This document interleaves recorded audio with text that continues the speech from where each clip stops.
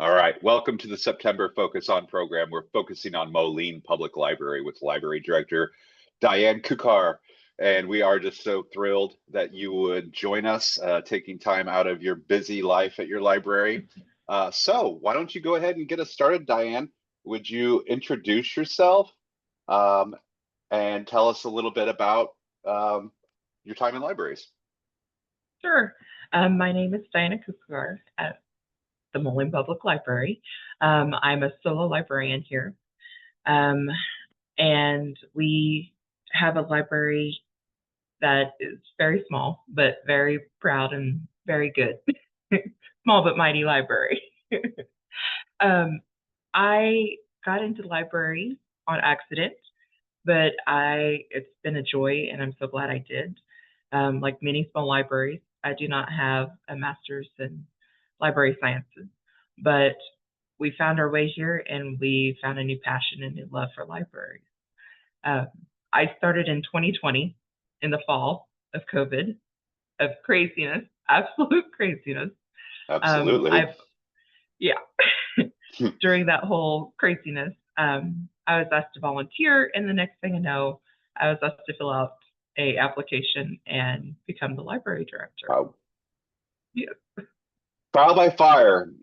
Yeah, I think so many of us, I always hear about the accidental librarians. I am one of those. I didn't ever plan on it. So we all, so many of us have that in our background. What can you tell us a little bit about Moline, where you are in the state, what kind of community it is? Sure. Moline is in Elk County. We're a small town of about 300 in southeast Kansas. We're qualified as an actual frontier community. Our whole size of the population in Elk County is actually 2,500 to 2,600, so very, very tiny. But it's beautiful, gorgeous. It may take an hour to get to the closest Walmart, but it's completely worth it. We do have our struggles, of course, but we also have the amazing plus side of having a small little town.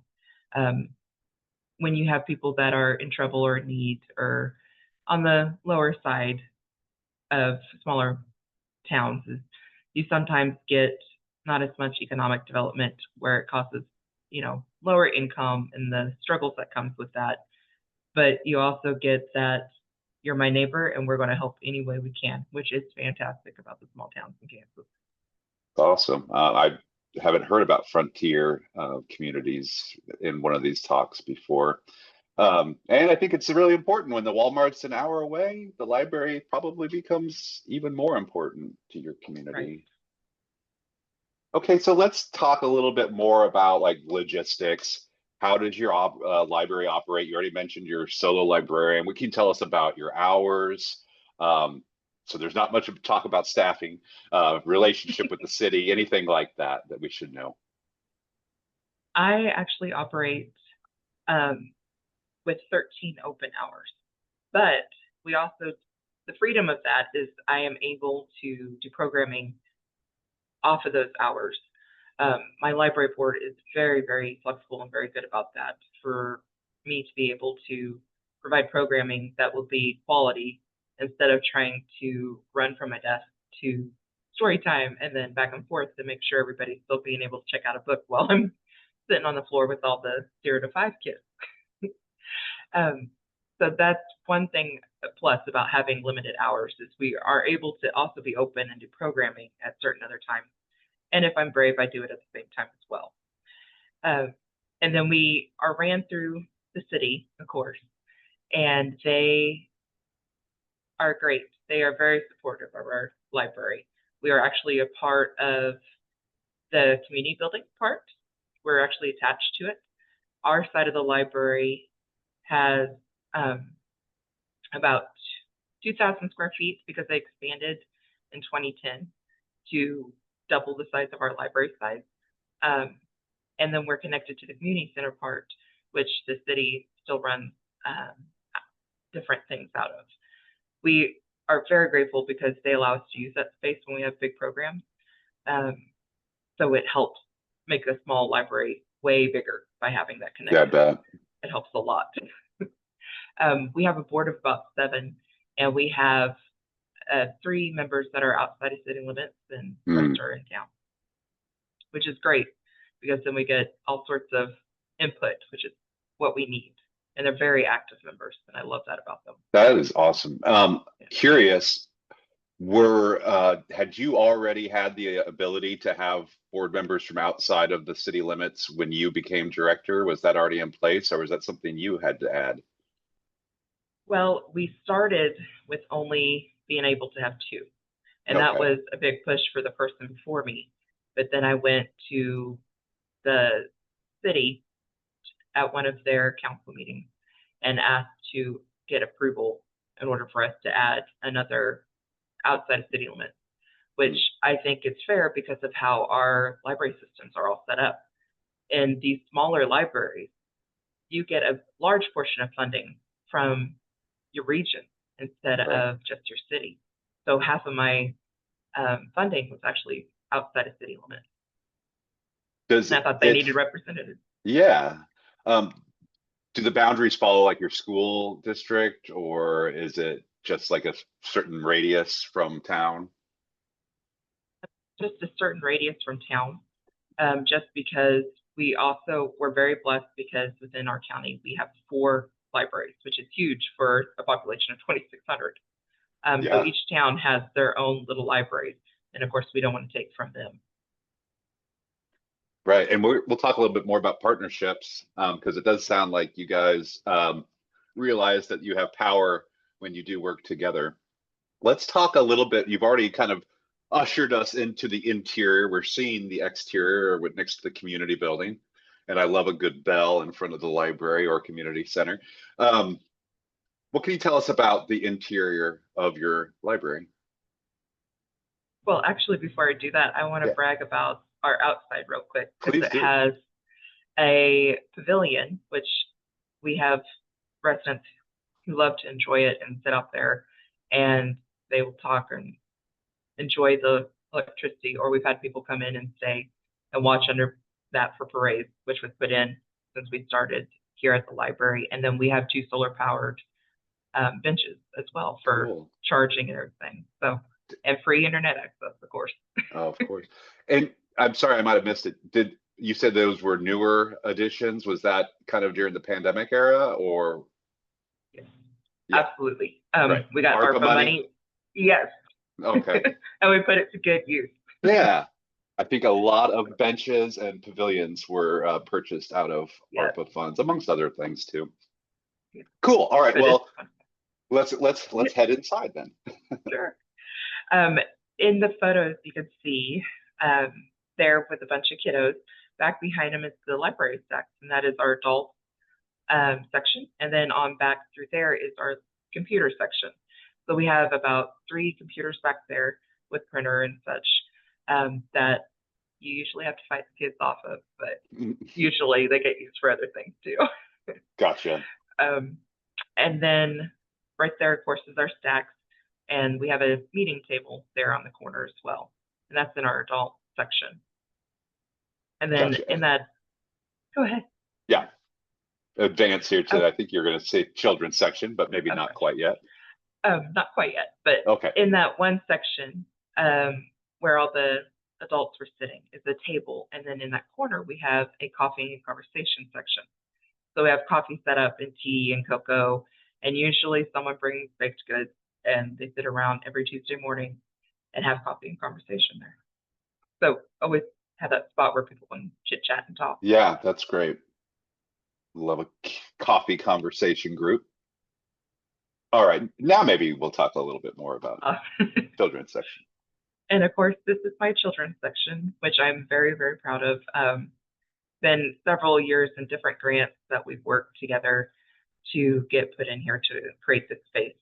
And in my little library, we have to fit a lot of different sections into a little bitty area. So we get a little creative, have a lot of things on wheels, a lot of movable parts.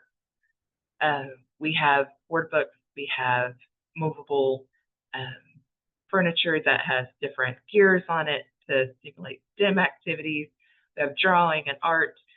dramatic play, and fun building blocks. And those building blocks get made into anything and everything. We've had castles, thrones, cabins, throwing grenades at sisters, which we don't appreciate very much, but hey, they're not a tablet or anything like that. So we're getting movement out of it.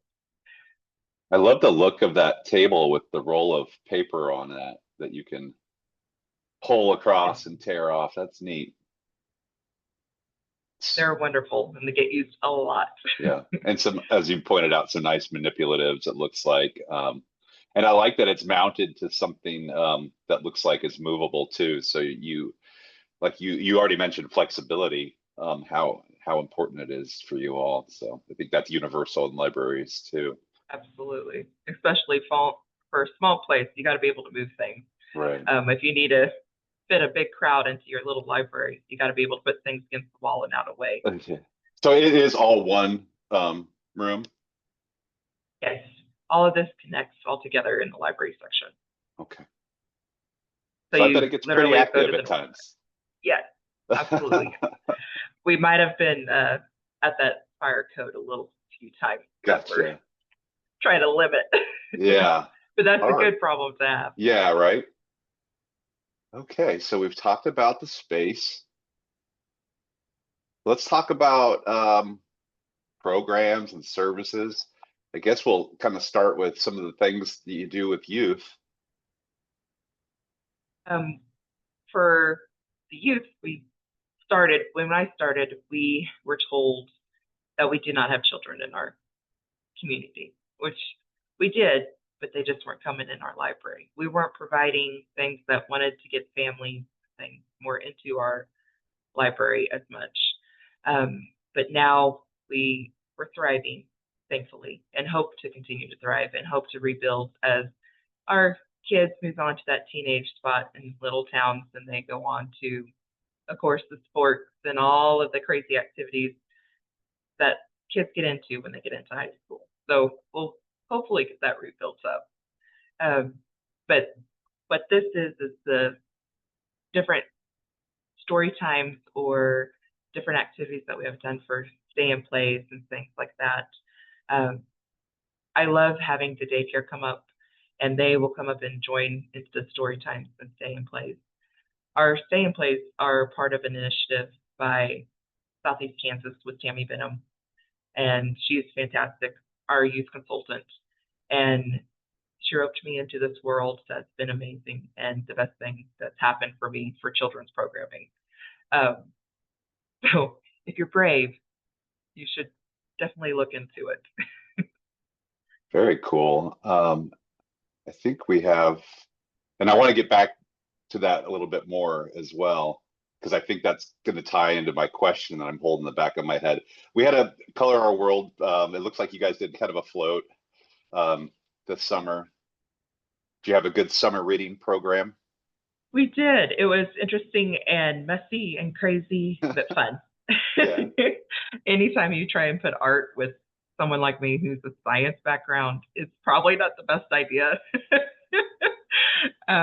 You couldn't get me able to draw or paint anything that would actually look like something besides a stick figure. Yeah, nothing wrong with that. So we did things like messy art and rocket bottle art and anything that would explode and make craziness, pendulum art, anything I could throw a little science into. What's rocket bottle art? So you put baking soda and your vinegar, of course, and you can have it expand into your film canisters, or you can do Alka-Seltzer, and then you put a little paint in it, and you have different sections that will blow up that way. Or you do your balloons, and you can break your balloons full of paint and splatter it. Okay. So it's like that Jackson Pollock type thing I'm getting here from that. That's my type of art. Yeah, there you go. So my question that I had in the back of my head is, you told a really powerful story there. Somebody told you that there were no children in your community for the library, and now you're thriving. So I'm really curious about that time between there. Was it the program that you did with Tammy that started bringing people in? Was it something else? Well, we slowly started right before Tammy and I started be doing this. Um, I became a part of it because when I was, before I started being the librarian here, I'd went to a nearby library and they had a lot of programs for children. And being a stay-at-home mom at the time and just one child, I was trying to find ways to get him involved and not be staying at home twiddling my thumbs. And he was a kid who was slow for speech. And he, when you're that first child, you don't have other kids necessarily at home to talk or yell at or scream at because they're still in your toys. You have to go out and find someone else to talk to besides just mom. Yeah. Because how many moms know that you're supposed to continue to talk to your kid and talk as you're doing your movement throughout the day so that they hear sounds and movement? Whereas usually you're carrying your kiddo around or you're following after him, say, don't do that, don't touch that electric cord outlet, don't. Not very many people know that they need to hear sound. And so I went there and had a great experience with my child, and they started seeing other people there. And by doing that, it kind of sparked my interest in having programming for my own personal library. They were doing all this, and we were mostly catering to our adults. And then I went out and got involved within our community and started asking what they wanted. And more Yeah. people started showing. And then homeschool and everybody else started showing up little by little. And it didn't happen overnight by any means, Yeah. but they eventually started coming by getting involved within our community. So it was you having those face-to-face interactions that built up over time. Yes. That's And awesome. just being willing to go out there and just be putting yourself out there instead of just being, staying in the library in your comfort zone behind the desk checking out books. Right. Not very many librarians like going out there and saying, hey, come into my library, please. I need children here, please. So yeah, you did go out into the community. You didn't wait to see who was coming in your door. You tracked them down. Yeah, come into my library or else. Yeah. So I feel like this probably plays into, I'm sure people would like a little bit more information about the work with Tammy and this playing in public libraries. What can you tell us about it? This was a presentation at, you said KLA? This one was actually at the Play Conference in Indiana. Okay. It was a wonderful experience that I wish everybody, especially in children's librarians, should go to. Even adults should be in play, and the amount of interaction you get from play is amazing and wonderful. What Tammy did was she recruited me to do family play spaces in Kansas libraries. She had brought up to me what we could do with our 0 to 5 kids, because that was the area that I was still struggling with and bringing kids into, and how intentionality behind our programs can make our quality so much better. And that is something that I think is amazing about the play spaces in Kansas. By learning what my intention is when we have story time, when I have the different people come in for our stay in place, that makes the world a difference in any type of program you have for children. That that the reason why you're doing finger play or the reason why you're doing dramatic role play is so that they can get social awareness and you can help parent kind of model what they need to know or take some of the stress relievers off of what makes a family do maltreatment. It's amazing what you learn through the program and your intentions behind a program can do for you and families in your community. It's really interesting. It sounds like it's as much about the caregivers then as it is the kids, and maybe even more about the caregivers. Absolutely. Yeah. Yes. One of the things of me as a parent, I did not know the simple act of being on the floor and playing with your child, how much that interaction is imperative to their growth and how much that interaction plays a part in their development. And by going through the program, I feel like it makes a world of difference. Most of our librarians are not trained in early childhood at all, Right. by any means. It's, especially with me, I have a science background. I do not have that early childhood approach to teaching at all. Mm-hmm. And by going through it, it kind of opens your eyes as both a parent and as a librarian and as a caregiver, the different things you can do for children just by interacting and playing with them, and what you can do for other parents by seeing how to appropriately speak to a child or how to appropriately read with them and the things that you do that interact with a child. For instance, like reading, you don't just read the book, you do the different sounds and the different inflections, and you point out the colors and the numbers and what animals are what, and how they can learn so much from a book just not reading. Or like if you have a stressor, by having your resources outside of your town come in. One of the great things about Family Place is you are able to have Head Start come in, you're able to have the sheriff's office come in and help with child seats, you're able to have Greenbush as parents come in and be a partner with you, and you're able to learn from them, not as like you're sitting down for a presentation and boring. You sit down and you play with them. Your children literally just sit down and play. And if you have a worry, you talk to them like they're your friend at coffee. They're nothing scary. They're right there with you. You're not doing the, oh, this is another presentation about someone telling me how to parent my child or how to parent my grandkid. Or, it's one of those, do you have a question? Great. If not, let's just play and have fun. Yeah. And if you have a worry about maybe, like for instance, I had a patron who was worried about their child and their mobility issues. And they were able to sit there with the professional, talk to them a little bit, and they would say, hey, yeah, sure. If you want to get a referral, let's talk about that. And they were right there, had a great conversation, and they had that next step to go ahead and refer them out and get them signed up to get help, even before we reach a preschool.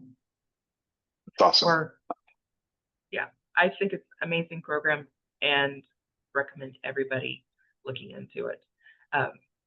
The things that you can bring to your community is just amazing through the program. I think I know the answer to this. Have you seen a difference with your parents in how they're relating to their children? I do. When you first see them, it's funny because you'll watch them when they're not at a story time, for instance, and how they interact. When they first start reading, they think they're a little awkward and they just read. And then after they hear that, oh, the librarian, makes herself be the absolute goofiest person when she's reading books. Her voice goes up really high and really low, and she makes all these inflections. Maybe it's okay for me to be goofy with my kid and have fun with my kid instead of, just sitting there and reading to them. Because how many of us as adults are comfortable making goofy noises and that it's be normal in front of people? Even reading to your kid, it's like, awkward is it to play? We're not all comfortable just playing. And it's awkward for us to get back down to where we are children and want to make that goofiness and just be there with them at their level. It's a complete different awkwardness for an adult when you first become a parent again. Awesome. Well, let's talk about you do like you mentioned before, and this is kind of our last 6 minutes or so, so we'll probably have to go kind of quickly. But it looks like you're continuing to do the all ages programs as well as having these youth programs. Game nights once a month, is that how it works? Game nights, our game day is every second Wednesday at 2 p.m.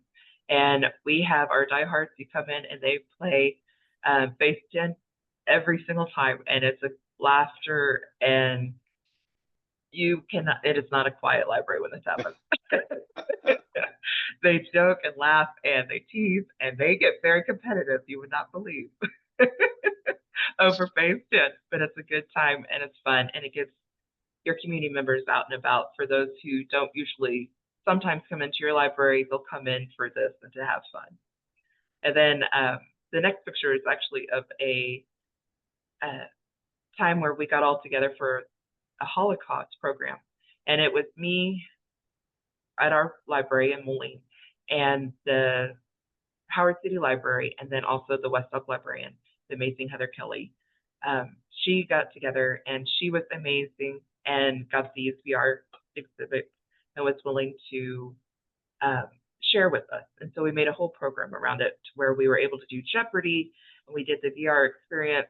And then we also had pictures and posters, kind of like a museum exhibit thrown up, some food, and it was very impactful and very wonderful.